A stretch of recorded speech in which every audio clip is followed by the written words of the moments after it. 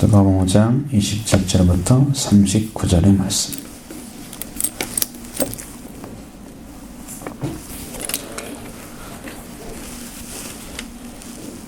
봉독합니다. 그 후에 예수께서 나가사 레이라 하는 세리가 세간에 앉아 있는 것을 보시고 나를 따르라 하시니 그가 모든 것을 버리고 일어나 따르니라.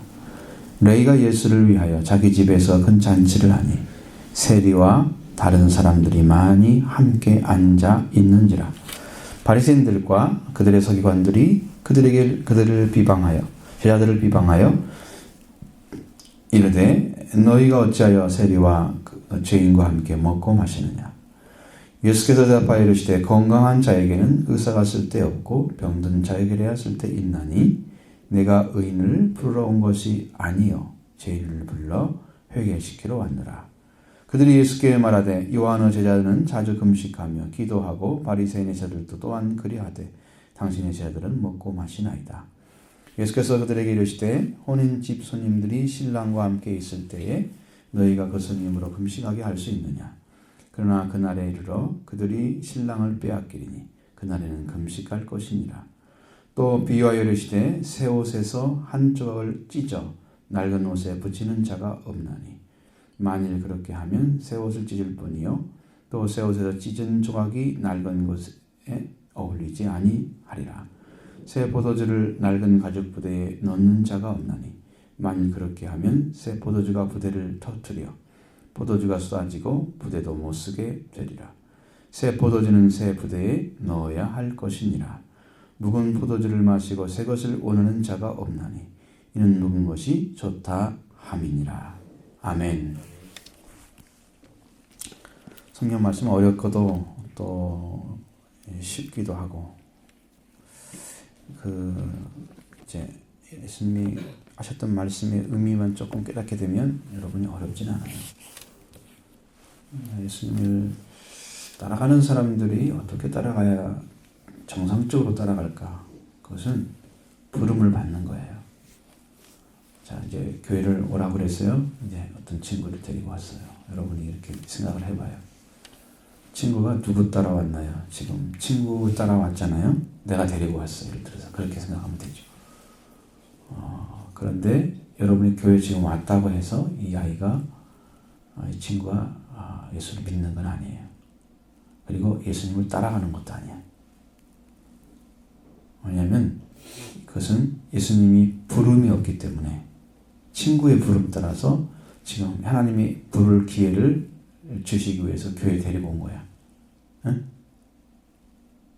예수님을 따라가는 사람들이 거의 대부분 사람들의 모습을 보면 다 예수님이 불렀어요. 그리고 교회를 다니다가 예수님을 만났어요. 그래서 예수를 믿는 거예요. 응? 그러지 않고 믿는 것은 지금 교회를 온 거란 말이에요. 단순히 교회를 온 어떠한 예배 행위를 위해서 교회에 온 거예요. 예수님을 따르는 게 아니고 우리는 예수님을 따르기 위해서 교회 다니는 거잖아요. 그렇죠? 예수님과 상관이 없는 교회 활동을 위해서 예배당이 있을 필요도 없어요. 예수님과 함께 걸어가기 위해서 지금 예배당이 필요한 거예요. 부름을 정확히 알아야 돼요. 여러분들이 예수를 믿는데 아직도 부름이 없다. 예수님 나를 만난 적도 없고 내가 예수님 누군지도 몰라. 그럼 예수님 지금 믿고 있는 게 아닌 거예요. 그렇죠? 모르는 자를 어떻게 믿어요? 부른지도 모르는데 내가 따라가고 있어요. 그것은요, 어떤 것이 가능하냐면 넓은 길, 세상 사람들이 다 가는 길은 부르지 않아도 가요. 그런데 예수님을 믿는 것은 부르지 않으면 못 가는 길이에요. 그래서 교회에 한번 불렀죠? 이제 예수님 만나기 위해서 부른 거예요. 두 번째 만나면 교회 다니면서 또 만나야 돼. 응? 알겠죠? 제자들은 예수님이 불렀어요. 나를 따르라. 불렀어요. 그래서 가는 거예요. 제자들은. 제자 중에 안 받고 부르면 안 받고 온 사람은 없어요. 다 불렀습니다. 자, 불렀을 때 어떤 과정을 겪냐면 그는 예수님을 따르기 위해서 모든 것을 다 잃어버려야 돼요. 그러니까 이게 지금 예수님의 제자를 얘기하는 거예요. 그 당시의 제자를 얘기하는 거예요. 여러분들은 예수를 믿고 난 다음에 여러분의 삶을, 목적을, 인생의 방향을 예수님이 부르신 부름에 따라가기 위해서 맞춰져야 돼요. 맞춰져야 돼요. 예를 들면 공학도가 된다 그러면 그 공학도를 해서 어떻게 하나님을 영광스럽게 해드릴 건가? 어떤 삶을 살아갈 건가? 예수님이 부르심에 맞게 어떻게 살 건가를 기도하면서 가는 거예요. 이제 하나님의 교회를 위해서, 하나님 나라를 위해서 내가 부름받은 자로 살아야 되겠다. 확신이 세워서 주님 부름에 따라서 세워지면 내가 신학대학을 가서 그렇게 해서 목회 코스를 받는 거예요. 비전을 가지고, 예수님의 비전을 가지고. 그 삶이 만들어져야 되는 거예요. 교회 다니는 것이 다니는 게 아니야. 자기 방법대로 살아가면서 예수를 필요할 때 교회 오고 자기 인생에 필요할 때 도움 청하고 하는 그런 대상이 아니야, 하나님은. 그런 우상과 같은 존재가 아니고 하나님은 살아계신 분이시. 지금도 살아계신 분이시. 지금은 이제 성령으로 오셔서 우리를 부르십니다. 그래서 레이가 세관에 앉았다가 예수님이 나를 따르라 그러니까 딱 불렀어요. 따라가니까 모든 걸 버리고 따라왔습니다. 세관 그냥 끝났어. 직장 생활 끝났어. 레이라는 사람. 이건 레이는 원래 마테라는 이름으로 바꿔지는 사람인데 그 레이가 예수님을 모시고 사람들한테 딱 사람들과 함께 식사를 하는 거예요. 잔치자리를 했어요. 큰 잔치를 베풀었어요. 세리와 다른 사람들이 함께 앉아 있었어요. 사람들을 많이 초청했다는 거예요. 왜? 그만큼 자기는 그 주님께 부름받은 것에 대해서 감격해서 예수 그리스도를 따르는 제자들과 함께 그 예수님과 그리고 많은 사람들이 함께 지금 큰 잔치를 하는 거예요. 근데 거기에 예수님을 잘 사랑하는 사람들이 아니고 자기들 주장이 강했던 사람들, 바리새인과 서기관들도 그 중에 함께 있는 거예요. 그런데 예수님은 바리새인과 서기관 같이 사람을 가려서 만나지 않고 다 만나요. 다 만나는 거예요. 세리와 죄인들도 오는 거예요. 세리와 죄인들, 똑똑한 바리새인들, 성경 잘 안다는 지식인들, 성경을 가르치는 선생님인 서기관, 율법교사가 서기관 같은 의미니까 그런 사람들과 막 함께 쫙 모여 있는 거야 지금 이 자리에. 근데 서기관과 바리새인들 세계는 우리들은 특별히 가르침 받은 존재야. 그래서 바리새라는 말은 파리세스에서 분리하는 자를 하는 거예요. 자기들은 다른 사람은 달라. 우리는 다른 사람이야. 너희로 다른 사람들이야. 그러니까 전 자기 존재를 두각시키기 위해서 분리하는 자들이야. 그 사람들 함께 들어와 있어요. 그러면서 예수님께 제자들을 비방하는 거야. 니네 선생님은 어떻게 세리들하고 창기들, 죄인들하고 함께 먹고 마셔? 니네 선생님은 형편없어. 자기들은 구분하는데 이런 사람 안 만나요, 바리새인들은요. 걔는 건강하게 살아야 돼요. 아주 훌륭한 하나님을 믿는 사람의 삶을 살아야 돼요. 자기들의 목표가 있어요. 바리새인들이. 근데 예수님은 이것도 안 가리고 저것도 안 가리고 모든 사람을 같이 하는 거야. 이상하게 여기겠죠. 왜? 자기들과 같이 살지 않으니까. 그러면서 비방을 하는 겁니다. 어째서 니네 선생은 세리와 함께 죄인과 함께 먹고 있느냐. 이렇게 하는 거죠. 예수님이 말씀하신 건강한 자에게는 의사가 쓸데없고 병든 자가 쓸데있나니 내가 의인을 부르는 것이 아니고 죄인을 불러 회개시키러 왔다. 그랬습니다. 그렇게 말씀하시는 거예요. 여러분 병원에 가려면 여러분 병 들지 않은 사람이 병원에 가는 그 경우는 거의 못 봤죠? 여러분 병원에 매일 쫓아갑니까? 응? 가 안 가? 왜 안 가? 건강하니까 안 간다고 그러지. 그러니까 예수님이 지금 온 이유는 뭐냐면 병들었기 때문에 병원에 가는 것처럼 우리의 영적인 병이 들었어요. 병. 그것은 뭐냐면 이 영혼이 죽고 살지 못하는 병을 가지고 있어요. 우리 영혼이.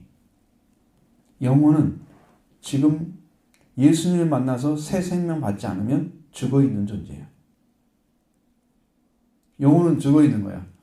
그러니까 예수님은 영혼을 살려서 하나님께 속한 자가 되기 위해서 오신 거예요. 그것이 회개시키는 거야. 길을 잘못 가고 있으니까 리턴을 해서 하나님께 돌아가는 거야. 세상을 향해서 나가던 사람이 하나님을 향해서 나가는 길을 찾게 하기 위해서. 그 사람은 누구야? 죄인들이야. 영적으로 병든 자들이에요. 죄인들은. 나는 하나님 잘 믿고 있고 하나님께 정말 충성하고 있어. 그러니까 나는 죄인이 아니야. 이렇게 생각하고 경건하게 살아가는, 나는 하나님만 목표로 해서 살아가는 사람이야. 이렇게 바리새인과 서기관들 이런 사람처럼 살아가는 사람들은 죄인인 걸 몰라. 그런데 정말로 삶도 형편없고 의지할 것도 없고 부족한 사람들은 나는 형편없는 사람이야. 나는 너무 부족해. 그래서 죄인인 줄 알아. 그런 사람이 부름받는 거예요. 그래서 성경은 여러분에게 지난주에 누가복음 4장에서 말씀드렸죠. 가난한 자들에게 뭐가 된다고? 복음이 전파된다. 그럼 성령이 어떤 사람을 찾아가느냐? 성령 받은 사람들은 가난한 자를 찾아가요. 의지할 것 없는 사람들. 그러니까 진짜 복음이 딱 떨어지면, 그 사람한테 복음을 얘기해 주면, 하나님에 대해 소식 알려주면 그들은 받아들여. 가난하기 때문에. 응? 그러나 부자들, 의지할 것 많고 그냥 여부로 남은 걸 가지고 하나님을 믿는 그런 부자들은 뭐 있어도 되고 없어도 되는 거야. 가난한 자가 아니기 때문에 복음을 안 받아들여. 부자들은 전부 버렸습니다. 예수님. 대부분 사람들이. 그래서 예수님 그런 비유도 하시잖아요. 누가복음 16장에서. 그런 비유도 하시는 거예요. 부자와 나사로 같은 그런 비유도 하시는 거예요. 부자는 예수님 안 받아들이잖아요. 거지만 받아들여요. 거지 나사로만. 그렇게 되는 거예요. 그러니까 나는 의인을 부르러 온 게 아니야.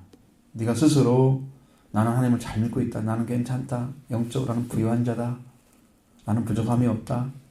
나는 가르치면 가르쳤지. 난 가르침 받지 않을 수 있는 그런 위치에 있다. 나는. 자기를 이렇게 높이고 존경하는 자리에 있는 사람들 다 의인이에요. 의인.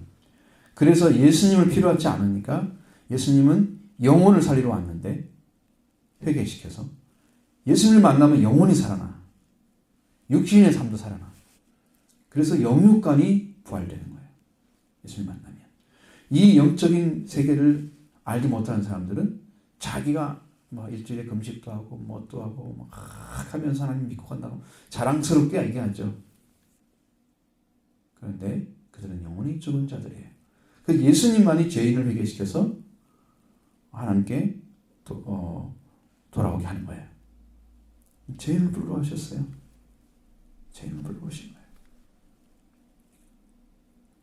그 설명해 준 거죠. 예수님. 그렇게 말하니까 그 사람들 이제 할 말이 없잖아요. 그러니까 어디로 갔냐? 33절. 요한의 제자는 자주 금식하며 기도하고 바리새인 제자들도 그렇게 하는데 당신의 제자들은 먹고 마십니다. 자, 이것 갖고 이제 물고 떨어지는 거지. 여러분, 죄인의 자리에 서는 사람만 진정한 금식할 수 있어요. 그렇지 않으면 어떤 금식이 되냐면 자기의 목표를 위한 금식이 되는 거예요. 하나님 이렇게 했으면 좋겠다. 이렇게 도와주면 좋겠다. 그런 거 있잖아요. 자기 목표를 위한 기도.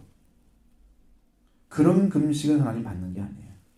이사야 58장에 보면 금식은 다르게 나와 있습니다.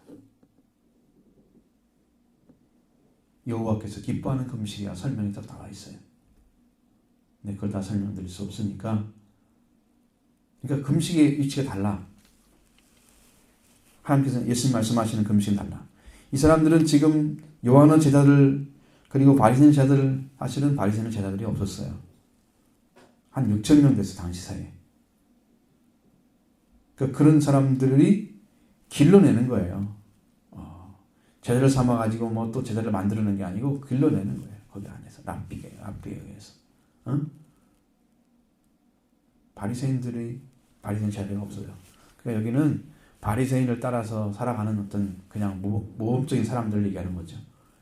그러면 그 사람들은 이렇게 살아가는데 당신의 자는 형편이 없어. 지금 그 얘기를 하고 있는 거예요.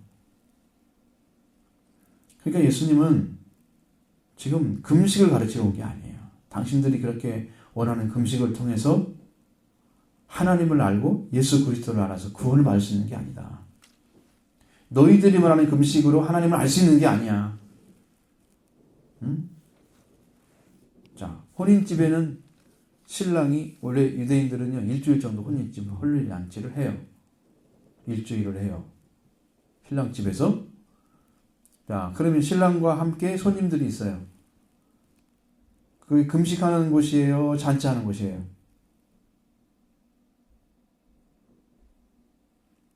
신랑과 함께 있어 지금. 응? 1년에 일생 동안 한 번 하는 건데 일주일 정도를 이렇게 막 펼쳐놓고 잔치를 해. 신랑이 있을 때는 잔치가 되는 거야. 신랑이 없으면 잔치 못 하는 거예요. 왜냐하면 신랑이 중심이야. 신랑 없는 잔치 뭔 필요가 있어요? 그렇죠? 신랑이 함께 있을 때는 손님들한테 밥을 줘야 돼, 안 줘야 돼? 먹을 걸 줘야 돼, 안 줘야 돼? 그 정상적인 사람이라면 자기 집에 잔치를 베풀어 놓고 밥을 안 준다면, 금식을 시킨다면 정상적인 집일까요? 그래서 혼인집의 손님들은 신랑과 함께 있을 때는 그 손님에게는 금식할 수 있게 못한다는 거죠. 금식하게 할 수 있느냐? 상식이라는 거, 상식. 여러분 상식선을 아시죠? 반드시 이렇게 돼야 되면 맞는 거야. 상식도 안 맞는다 그러면 사람 수준 이해한 거죠. 자, 그러니까 지금 예수님은 혼인집 신랑으로서 계시는 거예요. 그러니까 그 집은 잔치집이니까 먹고 마셔야 돼. 너희들이 말하는 것처럼 일주일에 2번씩 금식하고 막 이렇게 해서 참 열심히 믿는 그런 금식 훈련을 지금 하려고 오신 게 아니야. 그들은 그것이 목적일지 모르지만. 그러나 그날이 되면은 그들의 신랑을 빼앗기게 될 텐데 그날에는 금식해야 된다 그랬어요. 그날이 언제냐 하면은 예수님이 그 신랑집, 혼인집에 신랑으로 계시지 않을 때가 온다는 거예요. 예수님이.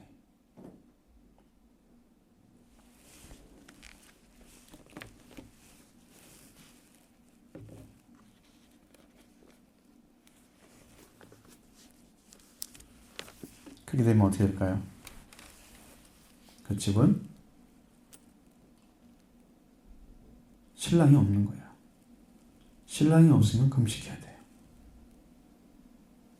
자, 예수님이 안 계신 집은 금식해야 돼요.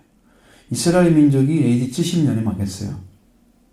망할 때 예수님을 쫓아내고 예수님을 죽여서 십자가에 못 박아서 죄인 취급해서 완전히 버리고 그 다음에 그 예수님을 성령을 통해서 예수님을 또 따랐던 사람들도 박해하고 그래가지고 그의 집은 그의 이스라엘 민족은 한 30년 이상 40년 정도의 시간을 주었어요. 하나님께서 예수님이 부활하시고 승천하신 후에 한 40년 정도를 주셨어 시간을.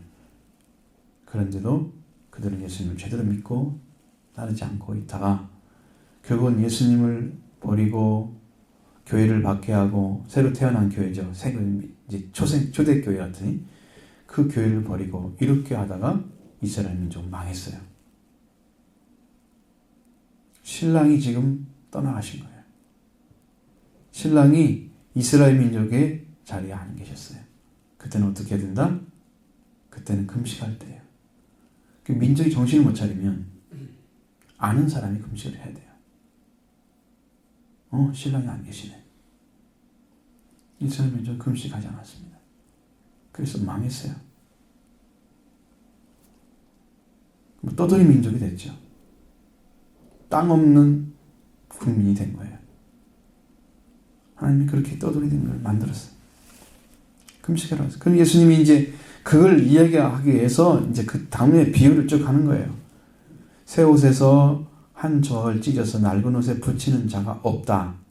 이것도 상식이죠.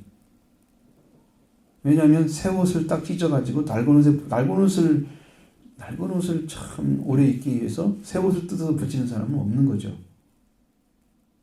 그것도 기억은 되나요? 새 옷이 있으니까 새 옷을 상하지 않게 하고 낡은 옷을 버려야 되잖아요. 그게 맞죠? 새 옷은 지금 새로 샀으니까 더 오래 입을 수 있는 옷이잖아. 그걸 뜯어가지고 다 붙여? 그래 할 수가 없는 거죠. 그렇게 하면 새 옷도 찢어지고 새 옷에서 찢은 조각이 낡은 옷에 붙여졌다고 하더라도 한 부분만 새 것이고 나머지 전체는 다 낡은 것이야. 어울려 안 어울려? 이상하잖아요. 이상하죠. 이것이 하나님의 나라를 향해서 가는 사람들이 예수 그리스도로 살아가야 되는데 아주 작은 부분만 예수님 따라가고 나머지는 과거의 습관, 예도시란 말은 과거에 입었던 옷을 말하는 거예요. 하나님을 알지 못하고 있었을 때 입었던 옷이야. 그건 영적인 의미를 가지는 거죠. 그 옷을 지금 입으면 안 되죠. 예수님이 주신 새 옷을 입고 옛 옷을 버려야 되는 거예요. 그 옛 옷이 찢어졌으니까 좀 안 좋으니까 그거만 조금 뜯어다가 이렇게 붙이면 옛 것을 계속 유지할 수 있겠지? 근데 그것은 정말로 입고 다니면 다닐수록 더 아주 이상하게 정말 안 어울리고 이 새 옷도 찢어버리는 그런 잘못된 결과를 가져. 그러니까 예수님의 주신 복음, 생명의 복음, 살리는 복음, 능력의 복음이 율법을 지키는 사람들에게 가면 그들은 열심히 율법을 지켜서 제사 드리고 금식하고 11조 드리면서 막 하는 그런 삶만 살아가는, 하나님을 위해서 성경을 읽는다든가 그런 것들, 그런 것밖에 안 쳐. 생명을 살리는 능력이 없는 그런 삶입니다. 또 새 포도주라는 얘기도 동일한 의미를 가지고 있어요. 자, 새 포도주가 오면 새란 말이 중요한 의미인데 이 새 것이 들어오면 그 푸대도 새 푸대가 돼야 됩니다. 우리는 부대라고 되어 있죠. 새 포대라고 하잖아요. 부대. 새 부대에 넣어야 돼요. 그 당시에는 양을 잡아가지고 양의 껍질을 벗깁니다. 양을 잡아가지고 그 겉을, 그래서 이제 그 털을 싹 뜯어내잖아요. 그리고 그 가죽을 가지고 구멍을 받고 입구만 딱 터놔요. 한 군데만 다 먹어버리고. 그럼 이것이 세월이 흘러가가지고 오래 쓰면은 낡아져요. 그런데 새로 담은 포도주는 거기다 낡은 곳에 넣으면 터져버리는 거예요. 왜냐하면 발효력이 너무 강해서 그것이 점점점 부풀어 올라가지고 탁 터져버릴 수가 있어요. 그러니까 낡은 곳에 넣지 말고 어디다 넣어야 돼요? 새 가죽 부대를 만들어서 넣어야 돼요. 두 가지 다 잃어버리는 거예요. 낡은 가죽 부대에 새 포도주를 넣으면 포도주도 버리고 낡은 가죽대도 버리는 거야. 그러니까 쓸모 있는 게 없어. 안 되죠. 이렇게 하는 게 아니라는 거야. 지금 예수 그리스도로 인해서 생명을 얻은 사람은 예수님의 말씀이 우리 가운데 있을 수 있도록 옛삶이 아니고 새로운 삶을 살아야 되는 거예요. 새로운 삶의 형태를 가져야 되는 거예요. 옛날 삶을 살아가면 안 되는 거예요. 낡은 옷을 가지고, 낡은 가죽 부대를 가지고 있으면 안 돼요. 새 가죽 부대를 준비해야 돼요. 새 포도주를 담으려면.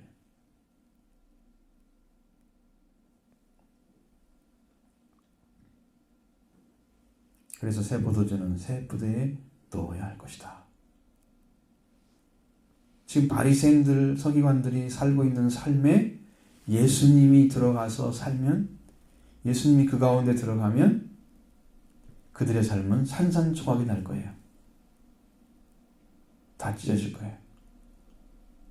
그 예수님의 복음도 그들에게 활용되지 못할 거예요. 능력 있는 말씀으로 그들에 사용되지 못하는 거예요. 예수님이 들어가면. 그러니까 그들은 그들의 삶의 틀을 버리고 새 부대를 만들어요. 그래야 예수님을 담을 수 있어요. 예수님의 생명 넘치는 담을 수 있어요. 자, 39절 마지막 같이 읽어봐요. 시작. 묵은 포도주를 마시고 새 것을 원하는 자가 없나니 이는 묵은 것이 좋다 함이니라. 이게 무슨 의미겠어요? 지금까지는 새 포도주 얘기했는데 묵은 포도주 갑자기 나오잖아요. 묵은 포도주는 어디다 담아가지고 묵은 포도주가 됐을까요? 처음에 담을 때는 뭐였을까요? 새 포도주겠죠. 새 부대 담았겠죠. 시간이 흘러가지고 이것이 오래됐어요.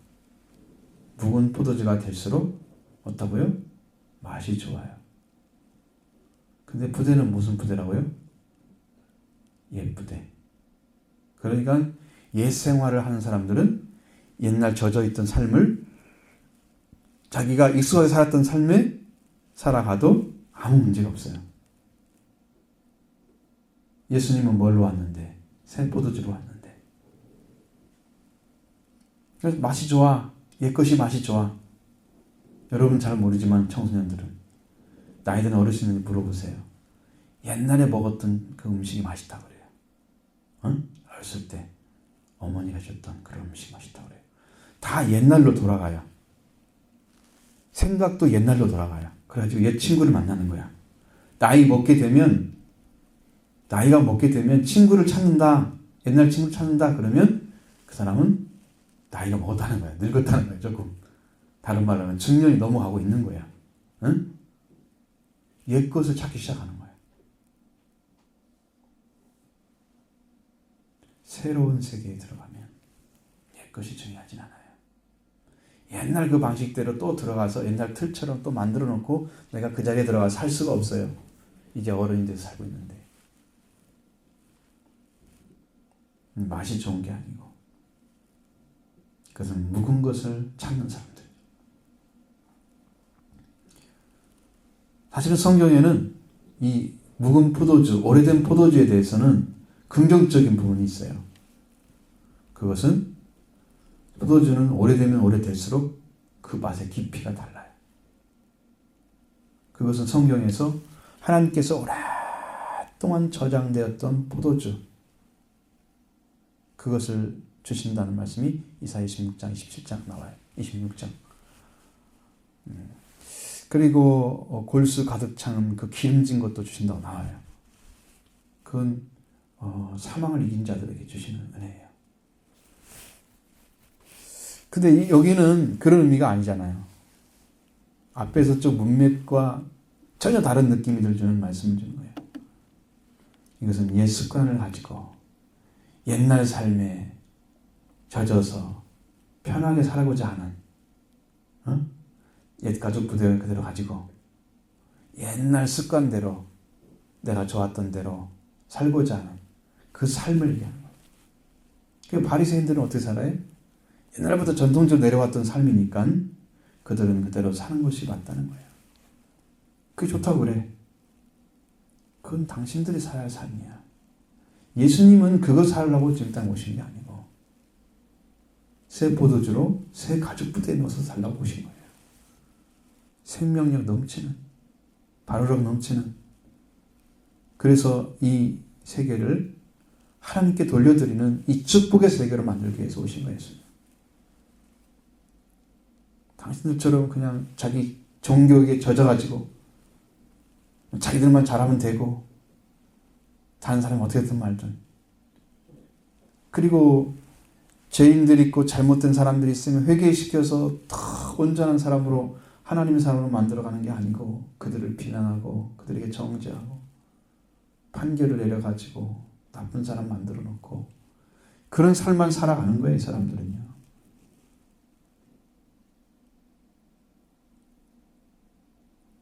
예수님이 우리를 부르신 목적이 뭐겠어요?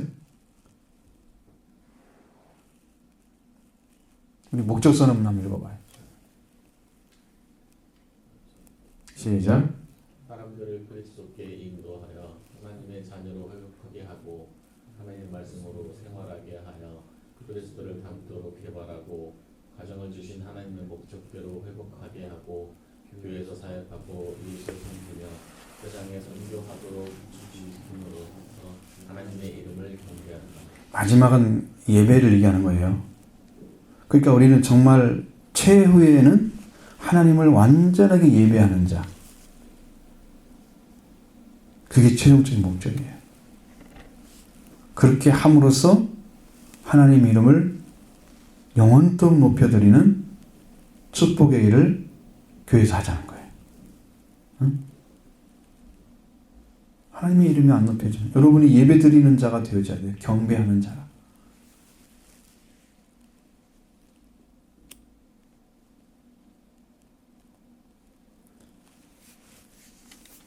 예배도 드리고 펠로십도 하고 리스펙트도 하고 하나님에 대해서 그렇게 해야 되겠죠. 하나님을 경배하는 자 되려면 하나님을 존중하고 존경하고 높이고 그러면서 펠로십 예배를 드리는, 응? 정말로 엎드려서 그분을 따라서 엎드리는 절하는 사람, 하나님 예배하는 사람 돼야 돼요. 그게 목적이에요.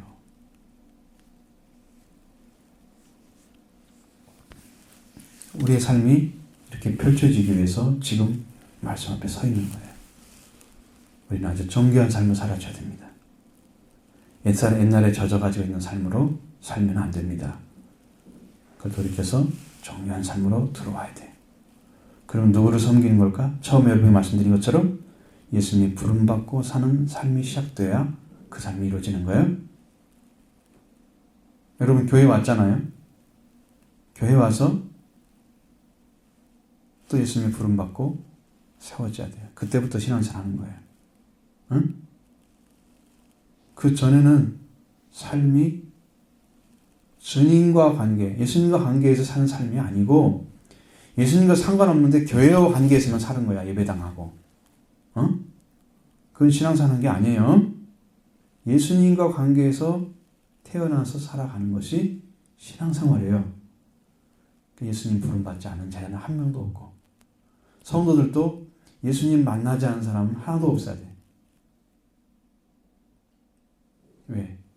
그 예수님을 믿고 살아가기 위해서 교회 온 거예요. 예수님 만나서. 이게 안 만나지냔 말이에요. 왜 안 만나질까? 어떤 분이 회개가 뭐냐고 하는 게 기도했더니 하나님께서 뭐라고 가르쳐 주냐면 주인을 바꾸는 거다 그래요. 뭐라고요? 회개가 뭐라고요? 주인을 바꾸는 거래요. 그게 무슨 말이겠어요? 여러분 상식적으로 한번 얘기해 보세요. 여러분 이해할 수 있는 방법으로. 주인을 바꾸는 게 뭘까요?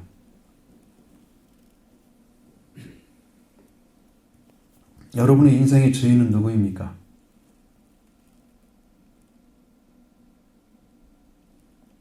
솔직하게 여러분 자신이 한번 대답해 봐요. 나의 주인은 누구예요?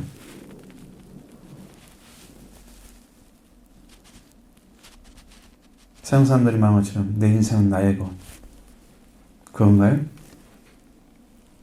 그러면 예수님인가요? 여러분의 주인은? 맞아요? 아멘. 자신있게 답할 수 있어요? 내 인생이 지금 누구 거다. 결정적으로 얘기를 할 수 있어야 돼. 주인이 지금 안 바뀌었기 때문에 자, 생명의 주인 예수님이 여러분의 중심에 안 들어오 계신 거예요. 여러분이 그만큼 그건 반대로 얘기하면 예수님을 여러분의 주인으로 영접하지 않았다는 거죠.